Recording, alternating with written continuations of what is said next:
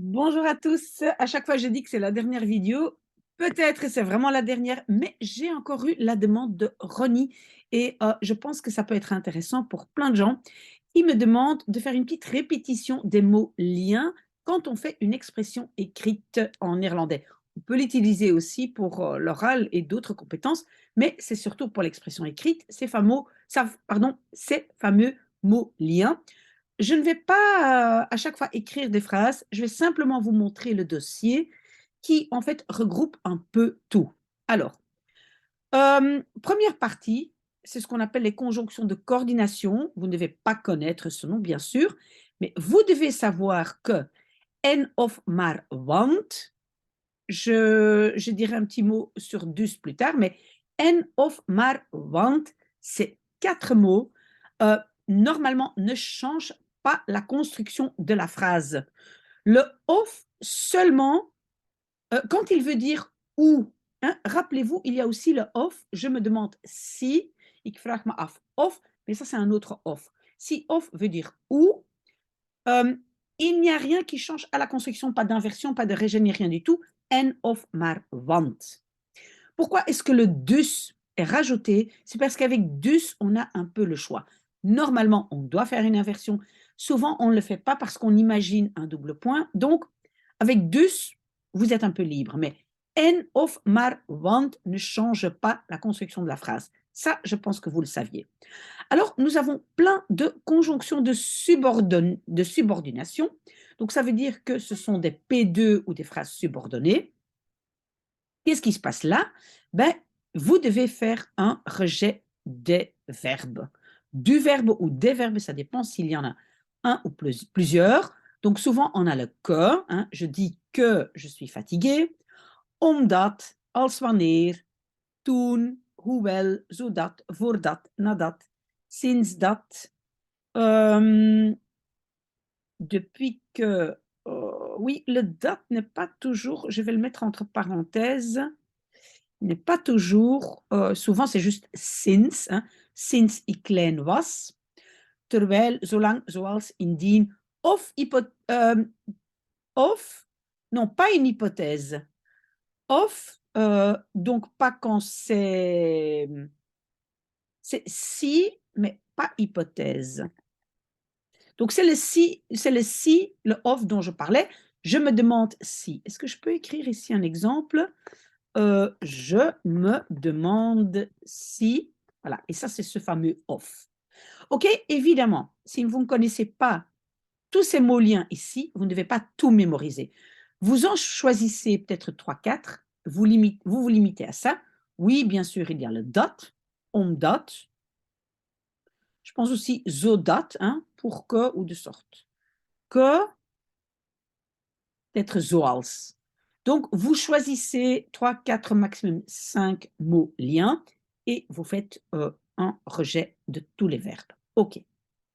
Alors, attention, on a parfois des mots interrogatifs, mais pas quand je pose une question, pas quand je dis qui est là, parce que quand je dis qui est là, donc oui est le sujet et mon verbe est évidemment à la deuxième place. Mais par exemple, la personne, non, par exemple, je ne sais pas qui travaille avec toi. Alors, c'est donc un mot relatif. Donc, par exemple, ik weet niet wie, blablabla. Et là, le oui est un mot relatif et évidemment aussi rejet des verbes. Donc, tous ces mots-là, les mots, on va dire question, mais quand ils sont utilisés dans une phrase relative, pas quand ils sont utilisés dans une phrase principale. D'accord? Donc, par exemple, combien de frères as-tu? Hoeveel broers heb je? Donc, le heb est en deuxième position, mais je me demande combien de questions il va poser. Ik vraag me af hoeveel, et là, c'est une subordonnée et rejet. J'espère que ça c'est clair, donc uniquement quand c'est une P2. OK. Après, on a ce qu'on appelle les pronoms relatifs et les adverbes pronominaux, oui, qui nous font un tout petit peu peur. Donc, la table qui, La fille qui, en néerlandais, le die dat, ça dépend si c'est de ou het. Hein. Rappelez-vous, het meisje dat, de tafel die. Die et dat introduisent une phrase subordonnée, hein, une petite phrase relative enchâssée. Petite phrase relative enchâssée, oui, c'est ça. Et aussi, évidemment, ces adverbes pronominaux qui peuvent aussi introduire justement cette petite phrase relative. Donc, par exemple, l'idée à laquelle j'ai pensé ou la fille sur qui je suis amoureuse. Oui, en français, on ne dit pas sur qui. En néerlandais, c'est verliefd op. Hein. Mais donc, de nouveau, c'est une petite phrase relative et dans ce petit morceau, je dois aussi faire un rejet. Vous voyez, donc, het idee waaraan je dacht. Oui, ici, ben, je n'ai pas... Oui, ici, c'est logique qu'il y ait un rejet parce qu'il n'y a pas autre chose. Mais chaque fois, quand j'ai une petite phrase relative, rejet. OK? Alors, attention, on a aussi des adverbes que ça, c'est très, très intéressant. Ici, vous voyez, vous avez toute la liste des phrases que vous allez utiliser pour écrire un texte en néerlandais. Mais par contre, ce sont simplement des adverbes. Donc, ça veut dire que j'ai simplement une inversion après. Donc, par exemple, d'abord, je vais parler de mes vacances.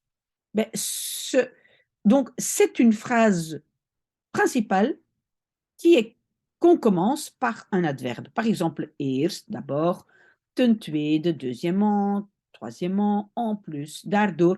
Donc, il y a quand même, voilà, des mots qui introduisent, mais une phrase principale. À nouveau, vous choisissez 2, 3, 4, mais vous ne faites pas toute la liste pour ne pas tout confondre. Alors, faites votre choix ici dedans. J'ai posté le document ici en dessous, mais n'essayez pas d'apprendre toute la liste par cœur, mais regardez bien ou mémorisez bien avec ce mot, je fais une inversion, avec ce mot, je fais un rejet de verbe.